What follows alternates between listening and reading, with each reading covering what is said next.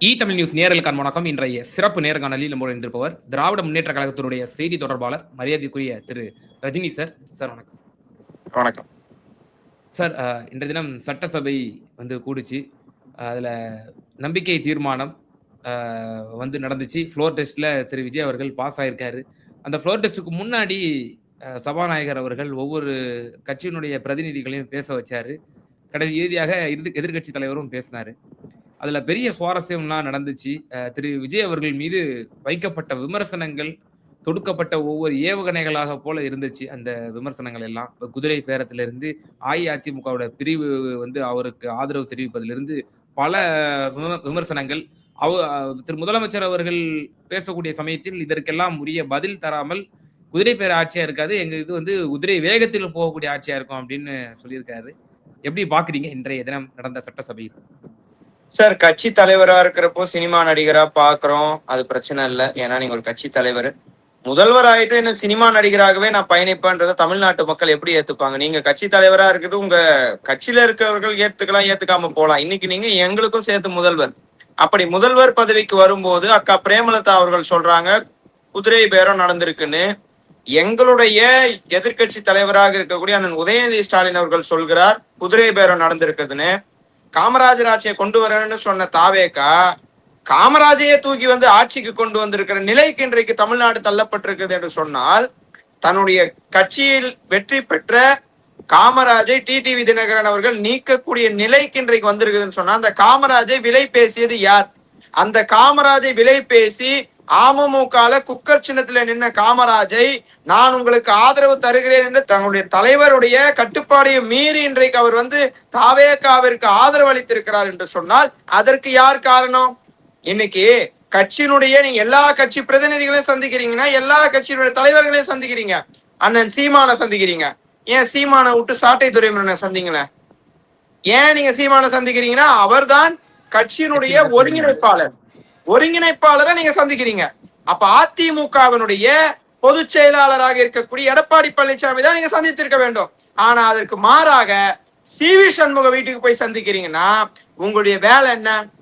அதிமுகவை ரெண்டா பிரிச்சு அதுல ஒரு சிலருடைய ஆதரவை தன் பக்கம் ஈர்த்து கொண்டு அதிமுகவை பிளவுபடுத்தி அதுல இருப்பவர்களுக்கு ஆதவ் அர்ஜுனா அவருடைய மாமியாராக இருக்கக்கூடிய அதிமுகவிலே வெற்றி பெற்ற லீமா ரோஸ் மூலியமாக பேரம் பேசப்பட்டு இன்றைக்கு 25 சட்டமன்ற உறுப்பினர்கள் ஆதரவாக இன்றைக்கு நிலைப்பாடை எடுத்திருக்கிறார்கள் என்று சொன்னால், இதற்கு நீங்கள் அதாவது கிளீன் பாலிடிக்ஸ் நான் கொண்டு வருவேன், ஊழல் இல்லாத ஆட்சியை கொண்டு வருவேன்.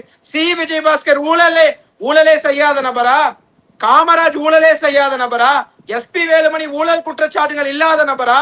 டி விஜயபாஸ்கராக இருக்கட்டும், எம்.ஆர். விஜயபாஸ்கராக இருக்கட்டும், எல்லாரும் ஊழல் குற்றச்சாட்டிலே பழி சுமத்தப்பட்டு, அதாவது டிஏவிசி அதாவது லஞ்ச ஒழிப்புத்துறையின் கீழே வழக்குகள் பதியப்பட்டிருப்பவர்கள். அப்படிப்பட்ட ஊழல்வாதிகளை தங்கள் பக்கம் ஈர்த்து நான் உங்களுக்கு ஊழல் இல்லாத ஆட்சியை தரப்போகிறேன் என்று சொல்லக்கூடிய விஜய் எப்படி இதையெல்லாம் செய்ய முடியும்? எப்படி இதெல்லாம் சாத்தியம்? நான் இன்னும் இதற்கப்புறம் அவரை நான் முதல்வர் என்றுதான் அழைக்க வேண்டும். ஆனால் அவர் is a minority government. It is a minority government. He is a minority chief minister.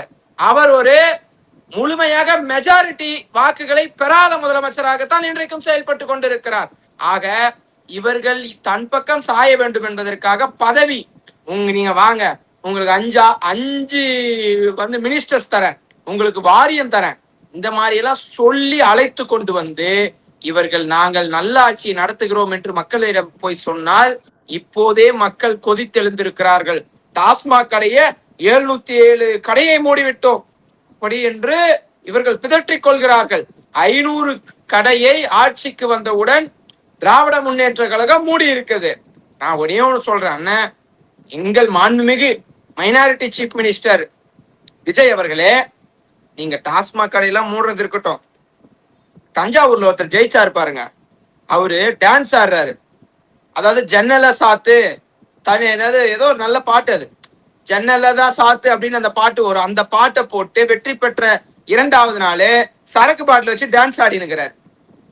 ஆட்சியில குற்றம் நடப்பதை கேள்விப்பட்டு இருப்போம். ஆனால் ஆட்சியாளர்களே குற்றவாளிகளாக மாறி ஒரு பப்ளிக் நியூசன்ஸ் வரக்கூடிய அளவிற்கு பொது வெளியில இந்த மாதிரி குத்தாட்டம் போடுகிற ஒரு ஆட்சி தான் இன்றைக்கு தாவேக ஆட்சி. யாராவது பெரிய கத்தியில கேக் வெட்டினா அடுத்த நொடி காவல்துறை அவர்களை கைது செய்யும். ராயபுரம் சட்டமன்ற உறுப்பினர் தாமு பக்கத்துல லயலாமணி சொல்றாரு, அண்ணா அண்ணா வெட்டாதீங்க, உடுப்பா நம்ம ஆட்சி போடுறா வெடியா அப்படின்னு சொல்லிட்டு ஒரே போடா போடுறாரு. கேட்கல, அது கத்திய வச்சு வெட்டுறாரு. சட்டம் ஒழுங்கை பற்றி பேசக்கூடிய விஜய் அவர்கள் தான் ஆட்சிக்கு வந்து 4 நாட்கள் தான் ஆகுது. நான் பாருங்க, ஏதோ ஒரு பெரிய ஆட்சி நடந்த மாதிரி எனக்கு இருக்கு. இவ்வளவு குற்ற செயல்கள் 4 மாசம் நடக்கிற ஆட்சி எப்படி இருக்குமோ 4 நாளே நடத்திட்டாங்க. பெரும்பான்மையை நிரூபிப்பது, அதுக்கப்புறம் ஒரு முதல்வராக பதவி ஏற்பது, அதற்கு முன்பாகவே அவருடைய ஆட்டத்தை தொடங்கி விட்டார்கள். இப்போது எனக்கு கிடைக்கப்பட்டிருக்கிற செய்தி, சற்று முன்பாக அமைச்சராக இருக்கக்கூடிய ராஜ்மோகன் அவர்கள் அரசு வேலை வாங்கி தருவதாக 10 லட்சத்தை ஏமாற்றி இருக்கிறார் என்று நாகர்கோயிலுடைய மாவட்ட ஆட்சியருடைய அலுவலகத்துல புகார் அளிக்கப்பட்டிருக்கிறது. இப்படி புகார் பெட்டிகளாக புகாரிலே சம்பந்தப்பட்டவர்களை அமைச்சர்களாகவும் சட்டமன்ற உறுப்பினராகவும் தன் பக்கம் வைத்துக் கொண்டு இருக்கக்கூடிய நடிகர் விஜய் அவர்கள் எதை வைத்து நான் கிளீன் பாலிடிக்ஸ் உருவாக்க போறேன்னு சொன்னாரு. This is dirty politics. எங்கள் தலைவர் இன்னைக்கு சொல்லி இருக்கிறார், டர்ட்டி பாலிடிக்ஸை இன்றைக்கு முன்னெடுத்து இருக்கிறார் விஜய் என்று. அப்போது விஜயோடைய நோக்கம் தெளிவாக தெரிகிறது. இவர் ஊழல் செய்யதான் போகிறார் அந்த ஆட்சிக்கு வந்து என்பது இந்த ஒரு 4 நாட்கள் இருக்கக்கூடிய நிகழ்வுகளிலே தெரிகிறது. இவர் இதை திருத்திக் கொள்ள வேண்டும். நான் இதுக்கு முன்பாக சொன்னேன், இவர் தாவேக தலைவராக இருந்தா எனக்கு பிரச்சனை இல்லை, அவர் என்னன்னா செஞ்சுட்டு போட்டோம், குற்றம் சாட்டப்பட்டவர்கள் எப்படியா தண்டிக்கப்படணும். ஆனால் is a chief minister of Tamil Nadu. உங்களுக்கும் எனக்கும் முதல்வர் அவரு தான். நம் முதல்வர் நம்ம வெளி மாநிலத்துக்கு எங்கேயாவது போறோம், வெளிநாட்டுல இருந்து யாராவது போன் பண்றாங்கன்னா நம்ம அங்க பாருங்க, நாங்க இதுக்கு முன்னாடி 5 வருஷம் சொல்லியிருந்தோம், முத்துவேல் கருணாநிதி ஸ்டாலினுடைய ஆட்சியில இருக்கிறோம்னு சொல்லி மார்த்தட்டி சொல்லி கொண்டோம். ஆனா இன்னைக்கு ஒரு செய்யற செயலை பார்த்தா வெளியே போய் எங்களை ஆள்வது விஜய்னு எங்களால சொல்ல முடியாது. ஏன்னா இப்படிப்பட்ட இன்னொரு போய் இன்னொரு அமைச்சர் மாற்றுத்திறனாளிகள் என்று பெயர் வைத்தது திராவிட முன்னேற்ற கழகம். அப்படி மாற்றுத்திறனாளிகள் என்று அழைக்க வேண்டும் என்பதற்காக தான் அந்த ஒரு வார்த்தையை நாங்கள் பயன்படுத்துவது கிடையாது. ஆனால் 3 செய்தியாளர் சந்திப்பிலே கீர்த்தனா அவர்கள் தொடர்ந்து மாற்றுத்திறனாளிகளை இழிவுபடுத்த வகையில பேசியிருக்கிறார். நீங்க இவ்வளவு குற்றச்சாட்டுகள் 4 நாளா நடக்குதுன்னா இந்த ஆட்சி எந்த லட்சணத்துல இருக்குன்னு இப்பவே தெரியுதா? மக்கள் தீர்ப்பளித்து விட்டார்கள். மக்கள் வந்து ஏகோபித்த ஆதரவு எல்லாம் கிடையாது. ஏகோபித்த ஆதரவு 234 தொகுதியில் தாவேகா ஜெயிச்சிருக்கணும். இன்றைக்கு வாக்களித்தவர்கள்ல 35% தான் தாவேகாக்கு ஆதரவு. மற்றவர்கள் தாவேகா வரக்கூடாது என்று ஆதரவு அளித்திருக்கிறார்கள். அப்போது இன்றைக்கு நடைபெற்று கொண்டிருக்கிற அரசாங்கம் தயவு கூர்ந்து ஏதோ பெரிய சாதனை, நாங்க பெரிய சாதிச்சிட்டோம், பெண்கள் தனிப்படையெல்லாம் ஏதோ உருவாக்கி இருக்கிறாரு. 1973 முதலாக திராவிட முன்னேற்ற கழகம் தான் பெண் காவல்துறையை இந்தியாவிலே அறிமுகப்படுத்திய இயக்கம் தலைவர் கலைஞர் உருவாக்கினாரு. அதுல இருந்து பெண்களுக்கென்று சிறப்பான அதே மாதிரி பெண்கள் நீதிமன்றம் அதை உருவாக்கியது அம்மையார் ஜெயலலிதா அவர்கள். 2023 எங்கள் தலைவராக இருந்த முன்னாள் முதலமைச்சர் முத்துவேல் கருணாநிதி ஸ்டாலின் அவர்கள் காவல்துறை உருவாக்கப்பட்டு 50 ஆண்டு கால பொன் விழாவை ஒரு பெரிய விழாவாக நடத்திய இயக்கம் திராவிட முன்னேற்ற கழகம், எங்கள் திராவிட மாடல் அரசு. இப்படியெல்லாம் பெண்களை கொண்டு வந்து இவர் ஏதோ புதுசா உருவாக்குறாராம். நாங்க வந்து பெண்களுக்கென்று தனிப்படை உருவாக்கி இருக்கிறோம். 1973 திராவிட முன்னேற்ற கழகம் உருவாக்கி வைத்தது. இப்போது இவர் ஆட்சி இப்பதான் ஃப்ளோர் டெஸ்டே முடிஞ்சிருக்கு. இன்னும் என்னென்ன அமைச்சர்கள் என்னென்ன இலாக்காக்கள் இன்னும் ஒதுக்கப்படல. இனி அதை பார்க்கணும் நம்ம என்ன பண்றாங்கன்ட்டு. நீங்களும் 6 மாசம் இந்த ஆட்சியை வந்து கவனிப்போம், நாங்க வந்து ஒரு டெஸ்ட் பார்ப்போம் அப்படின்ற மாதிரி நீங்களும் ஒரு ஹனிமூன் பீரியட் மாதிரி கொடுத்துருக்கீங்க. 4 நாள்லயே தலை சுத்துது சார். 4 நாளே எனக்கு எல்லாம் தலை சுத்துது. இது 6 மாசம் எப்படிதான் அவர் ஒரு சர்வாதிகாரியே இல்லையே. அவர் சுட்டி காட்டினா திருத்திக்கிறார். இப்ப உதாரணத்திற்கு தன்னுடைய முதலமைச்சர் தனி செயலராக ஒரு ஜோதிடரை வந்து அவர் நியமிச்சிருந்தாரு. எல்லா எதிர்கட்சிகளும் சுட்டி காட்டினீங்க, சரி ஓகே இது பிழையா நம்ம செஞ்சுட்டோம்னு சொல்லி அவர் வந்து வாபஸ் பெறக்கூடிய இடத்துல இருக்கிறார்ல. ஒரே நிமிஷம், குதிரை பேரம் நடந்திருக்கு பதில் சொல்லுங்கன்னு கேட்டோம். நீங்க பதில் சொல்ல வேண்டியதானே. இது குதிரை வேக ஆட்சி, குதிரை பேர ஆட்சி இல்லன்னு எதுக்கு டைலாக் விடுறீங்க? முகத்தை மூடிட்டு போனது யாருன்னு அக்கா பிரேமலதா கேட்டாங்க. பதில் சொல்ல வேண்டியதானே. நீங்க தான் எதிர்கட்சிகளுக்கு நான் ஒரு சர்வாதிகாரம் இல்லை, நீங்கள் சொன்னால் நான் திருத்திப்பேன், நீங்கள் சொன்னால் நான் கேட்டுப்பேன்னு சொல்றீங்களா? சொல்லுங்க. முகத்தை மூடிக்கொண்டு பட்டினப்பாக்கம் வீட்டுக்கு சென்ற நபர் யார் அப்படின்னு வெளிப்படையா சொல்லுங்க. இல்ல சார், நாங்க அது அததான் கேக்குறோம். இல்ல அது குதிரை பேரா நடக்கல. அவரு வாலண்டியரா விருப்பப்பட்டு குடுக்குறாரு. அமமுகவும் சரி, அஇஅதிமுகவும் சரி. அப்படின்னு தானே அவங்க தரப்புல இருந்து சொல்லப்படுது. சார், தன் கட்சியினுடைய பொதுச் செயலாளரையும் விட்டு விட்டு தன் கட்சியில இருப்பவர்களை மறந்து விட்டு ஒருத்தவங்க போறாங்கன்னா பதவி சுகம் இல்லாத இல்ல. உங்களுக்கு இன்னும் சரியா சொல்லணும்னா 24 மணி நேரத்துக்குள்ள யார் யாருக்கு எந்தெந்த அமைச்சர் பதவி, உள்ளாட்சித்துறை அமைச்சர் ஆகிறாரா வேலுமணி, இல்ல மதுவிலக்கு உடைய சிறப்புத்துறை அமைச்சர் ஆகிறாரா வீரமணி, விஜயபாஸ்கர் ஹெல்த் டிபார்ட்மெண்ட் பிரபுக்கும் விஜயபாஸ்கருக்கும் போட்டியா, பிரபுக்கும் விஜயபாஸ்கருக்கும் போட்டி நடைபெற்றுக் கொண்டிருக்கிறது மருத்துவத்துறை. அதாவது மருத்துவத்துறையை யார் கைப்பற்றுவது என்று செங்கல்பட்டு சட்டமன்ற உறுப்பினர் இல்ல, மதுராந்தகம் சட்டமன்ற உறுப்பினராக இருக்கக்கூடிய மரகதம் குமரவேலுக்கும் கீர்த்தனாவுக்கும் அந்த பெண்கள் துறையை யார் கைப்பற்றுவது என்ற போட்டியில இருக்கிறது. இப்படி எல்லாம் செய்திகள் சென்று கொண்டிருக்கிறது. இதெல்லாம் இவங்க அமைச்சர் பதவி இல்லாதெல்லாம் போக மாட்டாங்க. இவங்க அவ்வளவு பெரிய தியாகிகள்லாம் கிடையாது. இவர்கள் எப்படியெல்லாம் லூட் பண்ணாங்க கடந்த 10 ஆண்டு கால ஆட்சியில. வேலுமணி இன்னைக்கு மைக்க பிடிச்சி சொல்றாரு, என்னை தொடர்ந்து 5வது முறையாக இந்த சட்டமன்றத்திற்கு அனுப்பி வைத்திருக்கக்கூடிய தொண்டாமுத்தூர் தொகுதி மக்களுக்கு இது நன்றியை தெரிவித்துக் கொள்கிறேன். இந்த 2011 இருந்து 2021 வரை ஒரு அமைச்சரா இருந்து உள்ளாட்சி துறையில எவ்வளோ பண்ணாரு. 45 ரூபாய் பல்புக்கு 500 ரூபாய் பில்லு போட்டவர், தொடப்பத்துல ஊழல் பண்ணவர், பிளீச்சிங்ல ஊழல் பண்ணவர், பிளீச்சிங் பவுடர்ல ஊழல் பண்ணவர், ஊழலுக்கே ஒரு பேர் போனவர். அண்ணன் மரியாதைக்குரிய, ஏன்னா நாளையிலிருந்து மாண்புமிகு போட வேண்டியதா இருக்கும் எஸ்பி வேலுமணி அவர்கள். அதனால இவர்கள் எல்லாம் எங்களுடைய தோழமை கட்சிகள் மாதிரி வெளியிலிருந்து ஆதரவு, கவர்னர் ஆட்சி வரப்போதுன்னு இந்த ஆட்சியை காப்பாத்தி விடணும்னு வெளியிருந்து ஆதரவு, பதவி சுகத்திற்கு பின்னால் செல்லாதவர்கள் இந்த தூய்மையானவர்கள்லாம் கிடையாது. இவங்களை பார்க்க தானே போறீங்க. நாளைக்கு தெரியும் யாருக்கு என்ன துறை வருது, எதற்காக இவங்க தாவேக்காக ஆதரவுன்னு போயிருக்காங்க. தன்னுடைய பொதுச் செயலாளரையும் மறந்து, ஏன்னா அவருடைய பிரச்சார வியூகம் அவருடைய இதனால்தான் 47 தொகுதிகள் ஜெயித்து இருக்குது. கூட்டணி எல்லாம் சேர்த்து 53 நினைக்கிறேன், 53 நினைக்கிறேன். இன்றைக்கு ஒரு 25 சட்டமன்ற உறுப்பினர்களை தனியாக பிரித்து கொண்டு செல்கிறாங்க. பதவி வெறி, பதவி சுகம். விஜயும் முதல்வர் விஜயும் புஷி ஆனந்த், ஆதவ் அர்ஜுனா போன்றவர்களா காட்டிய ஆசை, நீங்க வாங்க உங்களுக்கு அமைச்சர் பதவி தரோம், 6 அமைச்சரா 7 அமைச்சரா, நெகோசியேஷன் போய் நெகோசியேஷன் முடிஞ்சதுனால இன்னைக்கு வெற்றிகரமாக தன்னுடைய ஆதரவை சொல்லிவிட்டு சென்றிருக்கிறார்கள். நான் அடிச்சு சொல்றேன், கான்பிடண்டா அவங்க சொல்ற மாதிரி சொல்றேன், கான்பிடண்டா இருங்க. நாளைக்கு எஸ்பி வேலுமணிக்கு மினிஸ்டர் கன்ஃபார்ம், சிவி சண்முகத்துக்கு இது மினிஸ்டர் கன்ஃபார்ம், கோ ஹரின்னு நினைக்கிறேன், கோ ஹரிக்கு மினிஸ்டர் கன்ஃபார்ம். மொத்தம் 6 பேரை நாங்க கன்ஃபார்ம் பண்ணிட்டோம். மீதம் இருப்பவர்கள் கவலைப்படாதீர்கள். நீங்கள் இன்று எதிர்கட்சி சட்டமன்ற உறுப்பினர், நாளை முதல் ஆளுங்கட்சி சட்டமன்ற உறுப்பினர்கள், அவரவரோட தொகுதியில நீங்க நல்லா சம்பாதிக்கலாம், ஒன்னும் இல்லைண்ணா இது நம்ம ஆட்சி தான் அப்படின்னு சொல்லி 25 பேரை கூட்டின்னு வந்துக்கிறாங்கன்னா இவர்கள் பதவி சுகம் இல்லாத வருபவர்களுக்கு சுதந்திர போராட்ட தியாகிகள் அல்ல. சார், அதிமுகவோட விவகாரத்தை பற்றி நான் உங்கள்ட்ட நிச்சயமா அடுத்தபடியா கேட்கிறேன். அதற்கு முன்னதாக உங்களுடைய இப்ப இன்னைக்கு மாண்புமிகு எதிர்க்கட்சி தலைவர் என்ன பேசினார் அப்படின்னா, மதசார்பற்ற முற்போக்கு கூட்டணியினுடைய கட்சிகளினுடைய தயவுனால் ஆட்சியில் அமர்ந்திருக்கிற திரு விஜய் அவர்களுக்கு அப்படின்ற மாதிரி சொல்லியிருந்தாரு.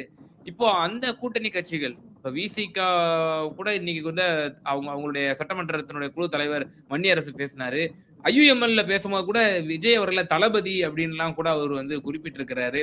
சிபிஐ சிபிஎம் கூட சற்று புகழும் விதமாக எல்லாம் கூட பேசியிருக்கிறாங்க. இதுல இருந்து என்ன தெரிய வருது சார்? ஒரு பக்கம் இந்த கூட்டணி இன்டாக்டா வந்த கூட்டணி இந்த தேர்தல் முடிவுக்கு பிறகு உடைப்படுது. காங்கிரஸ் நேரடியா போய் கூட்டணி வைக்கிறாங்க.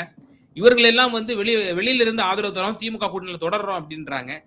ஆனால் ஒரு குழப்பமான சூழ்நிலை தானே இருந்து கொண்டிருக்காது. ஒண்ணு தாவேகாவோட கூட்டணியில இருக்கணும் நீங்க, இல்லாட்டி திமுக வசம் நீங்க இருக்கணும். அப்ப நீங்க என்ன ஸ்டாண்ட் எடுக்க போறீங்க அப்ப இந்த கூட்டணி கட்சிகள் அப்படிங்கிற ஒரு கேள்வி முன்வைக்கப்படுது இல்லையா? ஒரு கட்சி 2 கட்சியோட இணக்கமா இருக்க முடியாது, கூட்டணியா இருக்க முடியாது அப்படிங்கிறது தானே முன்வைக்கப்படுது. இல்ல, நீங்க இன்றைய நிலை பத்தி சொல்றீங்க. ஒரு 4 நாட்களுக்கு முன்பாக கவர்னர் ஆட்சி வரப்போகுது, இவர் பெரும்பான்மை நிரூபிக்கல, ஆளுநர் நாங்கள் நீ 117 பேர் லெட்டர் எடுத்துடுவா, அப்பதான் உனக்கு நான் பதவியேற்புக்கே கூப்பிடுவேன் அப்படின்னு சொல்லுகிற நிலையில சிவி சண்முகம் வர கிடையாது, எஸ்பி வேலுமணி வர கிடையாது. அன்னைக்கு நாங்க காப்பாத்துறோம்னு இவங்க எல்லாம் சொல்ல கிடையாது. அன்னைக்கு வந்த முதல் குரல் திமுக கூட்டணியிலிருந்து வெளியில இருந்து ஆதரவு தருகிறோம். உங்களுடைய கவர்னர், அதாவது ஒரே குறிக்கோள் தான், கவர்னர் ஆட்சி வரக்கூடாது. வந்துச்சுன்னா பிஜேபி ஆட்சி செய்யும். அது வரக்கூடாதுன்னா இவர்கள் வெளியிருந்து ஆதரவு தந்தால் மட்டுமே அது சாத்தியம். ஓகேங்களா? அதுக்காக தரப்பட்ட ஆதரவை தவிர்த்து கூட்டணிக்காகவும் பதவி சுகத்துக்காகவும் ஆட்சியில பங்கு வகிக்கலாம் என்று செல்வதற்கு அவர்கள் காங்கிரஸும் இல்லை, அவர்கள் அதிமுகவும் இல்லை. அவர்கள் அனைத்தையும் மறந்து மக்களுடைய வாழ்விலே எங்க இருந்தா நம்ம மக்களுடைய பிரச்சனைகளை கேட்கலாம், எதிர்கட்சி வரிசையில இருந்தாலும் மக்கள் பிரச்சனையில எங்க நம்ம கேட்கலாம் அப்படின்னு சொல்லி சரியான இடத்தை தேர்வு செய்து எந்த கூட்டணியில இருந்தா நம்ம மக்களை பத்தி பேசலாம் என்று தெரிந்து வைத்திருப்பவர்கள் அவர்களை தவிர்த்து அவர்கள் பதவி சுகத்துக்காக செல்பவர்கள் அல்ல. அப்படி இருந்திருந்தா ஏன் வெளியேந்து ஆதரவுன்னு சொல்லணும்? கூட்டணியா உள்ள போய் சேர்ந்து ஆட்சியிலும் பங்கு அதிகாரத்திலும் பங்குன்னு சொல்லிட்டு அமைச்சரவையில போயிருக்கலாமே. வெளியேந்து ஆதரவு என்பதே நீங்க புரிந்து கொள்ள வேண்டும். எங்களுடைய முழுமையான ஆதரவுலாம் கிடையாது, உங்கள் ஆட்சி காப்பாற்றப்பட வேண்டும், அதற்காக எங்களுடைய ஆதரவை தருகிறோம் என்றுதான் இது அவங்க எல்லாம் சொல்லிட்டு உள்ள போயிருக்காங்க. சார் இப்போ அதே போல அஇஅதிமுகவில் ஏற்பட்டிருக்கக்கூடிய மீண்டும் ஒரு குழப்பம், அந்த பிளவுபட்டிருக்கு அப்பட்டமா நமக்கு தெரிய வந்துருச்சு. எஸ்பி வேலுமணி தலைமையிலான ஒரு குழு இப்போ தாவேக்காவுக்கு ஆதரவு தெரிவிக்கிறாங்க. அது சட்டசபையிலையும் ஒரு விமர்சனத்துக்கு உள்ளாச்சு.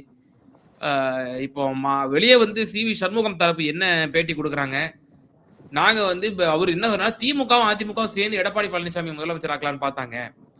எங்களுக்கெல்லாம் ரொம்ப ஷாக்கா இருந்துச்சு. பிறகு திருமாவளவன் அவர்களை முதல்வர் ஆக்கலாம் அப்படின்ற அளவுக்கு கூட பண்ணாங்க. அதுக்கு எடப்பாடி பழனிசாமி அவர்கள் ஒத்துக்கொள்ளல.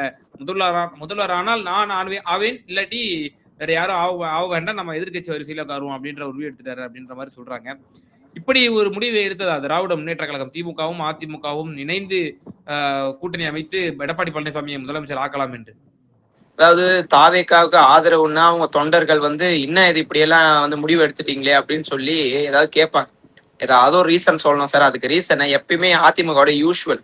அன்னைக்கு அம்மையார் சசிகலா அவர்கள் ஓபிஎஸ் அவர்களை முதலாக அவர் தர்ம யுத்தத்தை தொடங்கும் போது வெளியில் பேட்டி கொடுக்கிற போது அவர் சட்டமன்றத்துல திமுகவை பார்த்து சிரித்தார்னு சொன்னாங்க. ஏன் சிரிச்சதெல்லாம் ஒரு குத்தமா அப்படின்ற மாதிரி இவர்கள் எந்த முடிவு எடுத்தாலும் அதற்கு திமுகவோடு இவர்கள் கைகோர்த்திருக்கிறார்கள் என்று பழி போடுவது அதிமுகவுக்கு 2016 ஆண்டிலிருந்து வழக்கம். அந்த வழக்கத்தை அவர் இப்போ வெளிப்படுத்துவது ஆச்சரியப்படுறதுலாம் கிடையாது.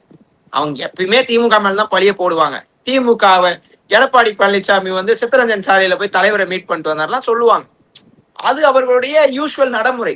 அதாவது ஒரு கட்சியை பிரிக்கிறப்போ தொண்டர்கள்ல பிரிவு ஏற்படும். அந்த தொண்டர்களை ஒருங்கிணைக்கவே இது மாதிரியான சூழ்ச்சிகளை அவர்கள் செய்வார்களை தவிர்த்து அந்த மாதிரியான பேச்சுக்கள் நடைபெறவில்லை. அந்த மாதிரியான எண்ணம் திமுகவிற்கு இல்லை.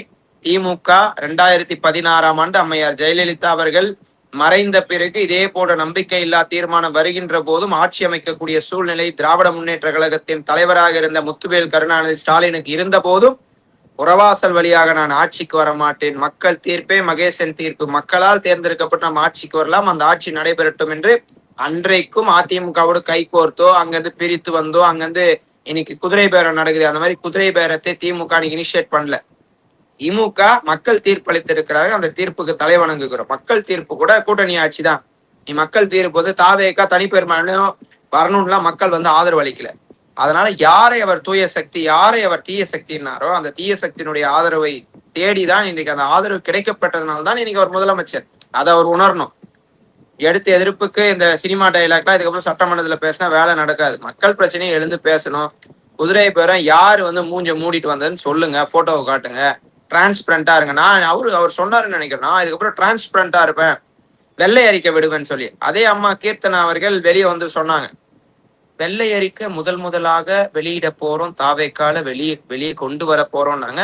2021 ஆகஸ்ட் மாசம் அண்ணன் பிடிஆர் பழனிவேல் தியாகராஜன் அவர்கள் ஆட்சிக்கு வந்தோம் வெள்ளை அறிக்கை விட்டார். வரலாறு அதுதான் படிக்கணும்னு. ஒரு அமைச்சரா இருந்து மாற்றுத்திறனாளிகளை பத்தி இழிவா பேசுறது, ஆட்சிக்கு 4 நாள்ல வெள்ளை அறிக்கை நாங்க தான் ஃபர்ஸ்ட் விடுறோம்னு சொல்றது. அதனால வரலாறுகளை படித்து விட்டவர்கள் வர வேண்டும். வெள்ளை அறிக்கைலாம் ஆட்சிகள் மாற வெள்ளை அறிக்கை விடுறது சகஜம். இவர்கள் செய்வதை எப்படி பண்றாங்கன்னா, நாங்க தான் புதுமையா கொண்டு வரோம்னு சொல்றாங்க. இதுல ஒரு பித்தலாட்டத்தை பண்ணிக்கிறாங்க சார். 200 யூனிட் மின்சாரம்னு சொன்னாங்க. 200 யூனிட் மின்சாரம் ஃப்ரீ, 200 யூனிட் எல்லாருக்கும் இலவசம் சொன்னாங்க. தேர்தல் அறிக்கை நீங்க கூட எடுத்து பாருங்க. இப்ப என்ன சொல்றாங்க, 500 யூனிட்டுக்கு குறைவாக யூஸ் பண்றவங்களுக்கு மட்டும்தான் 200 யூனிட் ஃப்ரீ. மத்த யூசேஜுக்கு 100 யூனிட் ஆல்ரெடி பழைய நடைமுறையே இருக்கும். சார் மக்கள் பழைய நடைமுறையே இருக்கிறது எதுக்கு சார் உங்களுக்கு ஓட்டு போட்டாங்க? 200 யூனிட் தர போறோம்னு சொன்னீங்க. அதை தர முடியலன்னா அன்னைக்கே சொல்லி இருக்கணும். இன்னைக்கு அவர் பதவி ஏற்புல பேசுறாரு சினிமா டைலாக். ஆட்சி இங்க வந்து பணமே இல்ல, கஜானா காலி. உங்களுக்கு தாவேகா தேர்தல் அறிக்கை விடுறப்ப நீங்க என்ன வேற ஏதாவது உலகத்துல இருந்தீங்களா? அன்னைக்கு தேர்தல் அறிக்கை விடுறப்ப தெரியாதா அதாவது நிதி நிலைமை இதுதான் சொல்லிட்டு அதுக்கேற்ற மாதிரி தேர்தல் அறிக்கை நீங்க வந்து ரெடி பண்ணிருக்கலாமே. அப்போ தேர்தல் அறிக்கையை ஒரு பித்தலாட்டத்திற்காக இதை பயன்படுத்தி விட்டு ஆட்சிக்கு வந்து விட்டு அதை செயல்படுத்தாமல் போகுவதற்கு ஒரு சாக்கு போக்கு கஜானால காசு இல்ல. இப்ப அதிமுகவோட விவகாரத்தை நீங்க எப்படி பாக்குறீங்க? இப்ப அது 2ஆ பிளவுபட்டிருக்கு. இப்ப எஸ்பி வேலுமணி தரப்புலாம் என்ன சொல்றாங்க அப்படின்னா, பிரிந்தவர்களை இப்போ ஒன்றிணைக்கணும் அப்படிங்கிற ஒரு டிமாண்ட வைக்கிறாங்க. திருமதி சசிகலா, டிடிவி தினகரன் இவர்களை எல்லாம் திருப்பியும் நம்ம வந்து கட்சியில வந்து இணைக்கணும் அப்படின்ற விஷயம் சொல்லப்படுது. இப்போ சட்ட ரீதியாவும் இபிஎஸ் முன்னெடுப்பாரா? இவர்களுடைய ஏன்னா இவங்க கொறடாவுக்கு எதிராக வந்து செயல்பட்டிருக்காங்க அப்படின்ற ஒரு விஷயம். ஈவன் கொறடாவே வந்து சபாநாயகரால் அங்கீகரிக்கப்பட்டாராங்கிற ஒரு பல சட்ட ரீதியான பல சிக்கல்களும் இதுல வந்து பின்னி பிணைந்து இருக்கிறதையும் நம்மளால பார்க்க முடியுது. இங்க இத எப்படி பாக்குறீங்க? மூவிங் ஃபார்வர்ட் எப்படி போகும்? சார், அதிமுகவை பொறுத்தவரையில அது உட்கட்சி பிரச்சனை. அதை பத்தி நான் எதுவும் பேசக்கூடாது. அதிமுக உட்கட்சி பிரச்சனை வந்து இவங்க கூட சேரணும்னு நான் சொல்லக்கூடாது. அது ஒரு உட்கட்சி பிரச்சனை. என்னை பொறுத்தவரையிலே விஜய்க்கு வெளியேந்து ஆதரவு என்ற நிலைப்பாட்டை சி.வி. சண்முகமும் எஸ்பி வேலுமணியும் எடுத்தது வரலாற்று தவறு. இதை அவர்கள் செய்திருக்க கூடாது. ஏன்னா இது அவர்களுக்கு உங்களை பத்தி உங்களெல்லாம் விமர்சிச்சு இவங்க கட்சி பேரை கூட சொல்ல மற்றும் சிலர்னார். திமுக மற்றும் சிலர்னார். மற்றும் சிலையில இருந்த கட்சியை உங்களை அவ்வளவு கேவலப்படுத்தின ஒரு ஆளுக்கு போயிட்டு நீங்க நானும் உங்களுக்கு ஆதரவு தரேன் அப்படின்னு சொல்லிட்டு, அதுவும் நீங்க வெளியே இருந்த ஆதரவுலாம் அவங்க இங்கே சொல்ல கிடையாது. உள்ள போயிட்டு நாங்க அதான் சில அமைச்சர் நெகோசியேஷன் இல்ல அதான் dealing, it may include exchange. அது என்ன அதான் குதிரை பேரத்துல என்ன நடக்கணும் உங்களுக்கு தெரியும். அது மூலியமாக இந்த கட்சி உடைத்திருக்கிறார்கள். அது வந்து பார்க்கவே பரிதாபமா இருக்கு அதிமுகவை பார்க்கிற போது. விரைவில் இதெல்லாம் அவங்க சரி செய்யணும். பிரதான எதிர்கட்சியாக திராவிட முன்னேற்ற கழகம் தன்னுடைய இன்றைக்கு சிஎம் ஸ்பீச் எதுனே மக்கள் குழம்பி இருக்கிறார்கள். சிஎம் இருக்கிறவர் அந்த டி ஷர்ட் போட்டுட்டு இருந்தாரே, அவரு தான் சிஎம்மா? இவர் எதிர்கட்சி தலைவரா? இல்ல இவர் தான் சிஎம். ஓ, அப்போ இவர் சிஎம் இல்லையா? நம்ம உதயநிதி ஓ இவர் எதிர்கட்சி தலைவரா அப்படின்னு மக்களே வியந்து பார்க்கக்கூடிய அளவுக்கு இன்னைக்கு தன்னுடைய முதல் உரையிலே பட்டையை கிளப்பிட்டார் எங்களுடைய எதிர்கட்சி தலைவர். அவருடைய அவர் கேட்ட கேள்விகள்லாம் பதில் தெரியாமல் சினிமா டைலாக்காக விட்டு சென்றிருக்கிறார் முதல்வர். இது தொடரக்கூடாது. ஒரு பிரதான எதிர்கட்சியாக திமுக செயல்படும், மக்களுடைய வாக்குக்கு மதிப்பளித்து செயல்படும். அதே மாதிரி ஆளுங்கட்சியாக இருப்பவர்கள் தன்னுடன் இருக்கிற அமைச்சர்களாவது தன்னுடைய இருக்கக்கூடிய சட்டமன்ற உறுப்பினர்களை தயவு செய்து கொஞ்சம் நெறிப்படுத்தணும். இந்த மாதிரி தவறுகள்லாம் இதுக்கு மேல செய்யக்கூடாது. ஏன்னா சட்டமன்ற உறுப்பினரே இப்ப செய்யறப்போ அங்க இருக்கிற இளைஞர்கள் என்ன ஆவாங்க? சட்டமன்ற உறுப்பினரே பெரிய கத்தியில கேக் வெட்டினா அங்க இருக்கிற இளைஞர்கள் என்ன பண்ணுவாங்க? சட்டமன்ற உறுப்பினரே கேக் வெட்டுறாருப்ப, நம்ம வெட்டினா என்ன, அண்ணன் கிட்ட போலாம், அண்ணன் கேஸ் வந்தா அதை எடுத்து விட்டுருவாருன்னு போவான். அந்த மாதிரி இளைஞர்களை நல்வழிப்படுத்தணும். மதுவிலக்கு, மது கடைகளை மூடுவது மட்டும் மதுவிலக்கு, நாங்க படிப்படியா மது குறைக்கிறோன்றது அதுவும் நான் வந்து வரவேற்கிறேன். அதுவும் ஒரு மாற்றம் தான். இருந்தாலும் உங்கள் கட்சியில இருப்பவர்கள் மதுபாட்டில வைத்து போடுகிற குத்தாட்டத்தை நீங்கள் தடுக்க வேண்டும். அப்படி குத்தாட்டத்தை தடுக்கிறப்போதான் வெளியில இருக்கிறவர்கள்லாம் ஓகே, மதுவிலக்க இவங்க வந்து படிப்படியா மதுக்கடைகளை மூடுகிறார்கள், அதே மாதிரி இந்த கட்சியில் இருக்கக்கூடிய சட்டமன்ற உறுப்பினர்களும் ஒழுக்கமாக நடைபெறுகிறார்கள் அப்படின்னு உங்க ஆட்சி மீது மக்களுக்கு ஒரு நல்ல பேர் வரும். அதெல்லாம் திருத்திக்கோங்க, தப்பு இல்லை. இதே மாதிரி தொடரக்கூடாது. இந்த 25 எம்எல்ஏக்கள் திரு எடப்பாடி பழனிசாமி எடுத்திருக்கக்கூடிய முடிவுக்கு மாறாக அவர்கள் செயல்பட்டார்கள் அல்லவா? இவர்களுடைய அந்த பதவி என்பது அடுத்த 2-3 ஆண்டுகளுக்கு வந்து கேள்விக்குறியாக இருக்கும். ஏனென்றால் நிச்சயமா சேலஞ்ச் பண்ணி அவர் வந்து சபாநாயகர்கிட்ட முறையிடுவாரு. சபாநாயகர்கள் வந்து அவர் கண்டிப்பா ஆளுங்கட்சிக்கு ஃபேவரபிளா இருப்பாரு. அந்த அண்டர்ஸ்டாண்டோட தான் வந்து இப்ப இவங்க வந்து ஆதரவு தெரிவிச்சிருக்கிறாங்க. நாளைக்கு கோர்ட்டுக்கு போகும். கோர்ட்லயும் அது உடனடியாக அந்த வெர்டிக்ட்டும் வராது. அதுவும் பல ஆண்டுகள் ஆகலாம். 2 ஆண்டுகளோ 3 ஆண்டுகளோ ஆகலாம். அப்போ அந்த தொகுதியினுடைய மக்கள் நிச்சயமாக யாரிடம் நம்ம கோரிக்கை வைப்பது? இவங்க பாட்டுட்டு வந்து மாத்தி வாக்களிச்சிட்டாங்க. தொகுதி மக்கள் பெரிய அல்லல்களுக்கும் ஒரு சிக்கலுக்கும் உள்ளாக்கப்படுவார்கள். இவர்களுடைய பதவி என்னவாகும்? நாளை பின்ன பதவியை நீக்குவதற்கான வேலைகளை திரு எடப்பாடி பழனிசாமி அவர் செய்வார்களா? அல்லது இவர்கள் எல்லாம் பெரும் முன்னாள் அமைச்சர்கள், பெரும் மாவட்டத்திற்கும் மண்டலத்திற்கும் பொறுப்பாளராக இருந்தவர்கள், இவர்கள் மீது நாம் கை வைத்தால் நம்முடைய எதிர்காலமே கேள்விக்குறியாகிவிடும், அஇஅதிமுகவே ஒரு மிகப்பெரிய ஒரு பிளவை ஏற்பட்டுவிடும் என்ற ஒரு ரீதியிலே ஒரு மியூச்சுவல் அண்டர்ஸ்டாண்டிங்ல வந்துருவாங்கன்னு நினைக்கிறீங்களா? நேத்தே வார்னிங் கொடுத்தார் இன்பதுரை, யாரும் அந்த மாதிரி செய்யக்கூடாது, அவர்கள் மீது நடவடிக்கை பாயும்னா. இன்றைக்கு செய்தியாளர் சந்திப்பில் எடப்பாடி பழனிசாமி அவர்கள் சட்டப்படி நடவடிக்கை எடுக்கப்படும் சொல்லியிருக்காரு. நீங்க போதுமான வகையில நீங்க அடுத்தடுத்து இந்த மாதிரி நடக்குமா, இது வந்து ஒரு வருஷம் இழுக்குமாலாம் கிடையாது. ஏன்னா 18 சட்டமன்ற உறுப்பினர்கள் டிடிவி தினகரனுக்கு ஆதரவு அளித்தவர்கள் தகுதி நீக்கம் செய்யப்பட்டு அங்கே மறுதேர்தல் நடைபெற்றது. அது அது 2 மாதிரியான ஆண்டுகளுக்கு பிறகு. 2 2017 ஆண்டுகளுக்கு அந்த அதான் 10 விவகாரம் 2 ஆண்டுகளுக்கு பிறகு தான் உங்களுக்கு கோர்ட் வெர்டிக்ட் கொடுத்தது. இல்ல. நாடாளுமன்ற தேர்தலோட அது இடைத்தேர்தல் வந்துச்சு. பட் அந்த சூழ்நிலை இப்ப இருக்காதுன்னு நினைக்கிறேன். ஏன்னா அதுக்கு தனியா அந்த 18 தொகுதிக்கு மட்டும் நடத்துனாங்க. பட் இப்ப ஆல்ரெடி திருச்சி கிழக்கு காலியானதாக அறிவிக்கப்பட்டிருக்கிறது. ஒருவேளை கட்சி தாவல் தடை சட்டத்தின் கீழ் இது வறுமையானால் இடைத்தேர்தலை இவர்கள் சந்திப்பார்கள். அப்படி ஒரு இடைத்தேர்தல் வருகின்ற போது அங்கே விட்ட இடத்தை பிடிப்பதற்கு அந்த 25 இடங்களிலும் திராவிட முன்னேற்ற கழகம் எப்படி வெல்ல வேண்டும் என்று ஒரு வியூகங்கள் அமைத்து அந்த தொகுதிகளை திமுக கைப்பற்றும். ஆனா சார், இப்போ அவங்க அப்படி ஒருவேளை வெளியேற்றப்பட்டார்கள் என்றால், நிச்சயமாக அவங்களுக்கு இருக்கக்கூடிய ஆட்டோமேட்டிக் ஒரு சொல்யூஷன் பார்த்தோம்னா, தாவேகா விசில் சின்னத்துல தான் நிக்கணும் அப்படிங்கிற ஒரு சூழ்நிலை கூட அவர்களுக்கு ஏற்படலாம். அப்படி இவர்கள் எல்லாம் தாவேகாவுக்கு சென்று விடுகிறார்கள், தாவேகாவில் ஐக்கியமாகிறார்கள் என்று சொன்னால், தாவேகா இன்னும் மேலும் தானே வலுப்பெறும். தாவேகாவுக்கு இப்ப கட்டுமானமே கிடையாது. நம்ம வந்து நிக்கிறோம். தாவேகா கட்சியே கிடையாது. அது வந்து விஜய்க்காக விழுந்த ஓட்டு. அது வந்து ஒரு ஃப்ளோட்டிங் ஓட்ஸ் அப்படின்னு நம்ம சொல்றோம் இல்லையா? இவங்கலாம் ஒரு பெரும் தலைவர்கள். அந்தந்த மாவட்டத்தில், அந்தந்த மண்டலத்தில் இவங்க ஒரு பெரிய செல்வாக்கு கொண்டவர்கள். இவங்க அங்க போறாங்கன்னா ஒரு கட்டுமானம் வந்து ஸ்ட்ராங் ஆயிராதா தாவேகாவுக்கு? சார், தாஜ்மஹால் சென்னையில வந்து ஒரு அட்டையை வச்சு கட்டுறாங்க. அட்டையை வச்சு கட்சி அச்சஸ்ல தாஜ்மஹால் மாதிரியே இருக்கு. நீங்க அதுவும் தாஜ்மஹால் தான், ஆக்ரால இருக்கிறதும் தாஜ்மஹால் தான். நீங்க 2 ஆண்டுல கட்டின தாஜ்மஹால் பெரிய காத்து புயல் அடிச்சுன்னா விழுந்துரும். பெரிய புயல்னா தாங்க முடியாது, விழுந்துரும். ஆனா ஆக்ரால இருக்க தாஜ்மஹால் அப்படியே தான் இருக்கு. தமிழ்நாடு அரசு எந்த ஆட்சி அட்டையை வைத்து கட்டப்பட்டு இன்றைக்கு நடைபெற்று கொண்டிருக்கிறது? அங்க இருக்கிறது எடுப்பா, இங்க இருக்கிறது எடுப்பா, எல்லாம் ஒட்ட வச்சு கட்டுங்கப்பா ஃபர்ஸ்ட். ஏதோ அட்டையை கட்டி ஏதோ வச்சு கட்டுங்கப்பா அப்படின்ற தாஜ்மஹாலுக்கும் ஆக்ரால இருக்க தாஜ்மஹாலுக்கும் நிறைய டிஃபரன்ஸ் இருக்கு. அதனால கடந்த 5 ஆண்டு காலம் திராவிட முன்னேற்ற கழகம் ஆட்சி எப்படி இருந்தது, கடந்த 5 நாட்களாக நடைபெற்று இருக்கிற தாவேகா ஆட்சியில எவ்வளவு சீர்கெட்டு போயிருக்கிறது தமிழ்நாடு என்பது மக்கள் பீப்புள்ஸ் ஆர் வாட்சிங். அதனால இவங்க எங்க தப்பிக்க முடியாது.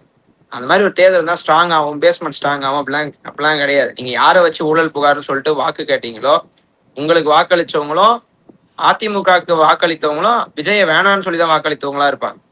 நீங்க அந்த சைடு போய் விஜய்க்கு வாக்களித்தவங்களும் இவங்கெல்லாம் வேணான்னு சொல்லிதான் வாக்களித்திருப்பாங்க. அப்படி இருக்க தொண்டர்களை நீங்க எப்படி ஏமாத்த முடியும்? அதனால அந்த மாதிரி ஒரு சூழ்நிலை ஏற்படாது. பார்க்கலாம் சார், பொறுமையா தான் பார்க்கணும். ஏன்னா அது அவங்க உட்கட்சி பிரச்சனை. நான் வந்து இதுல ரொம்ப இன்டெப்தா போயிட்டு ரொம்ப அனலைஸ் பண்ணிலாம் என்னால சொல்ல முடியாது. திராவிட முன்னேற்ற கழகம் இன்னும் சந்தோஷமா தான் இருக்கும்.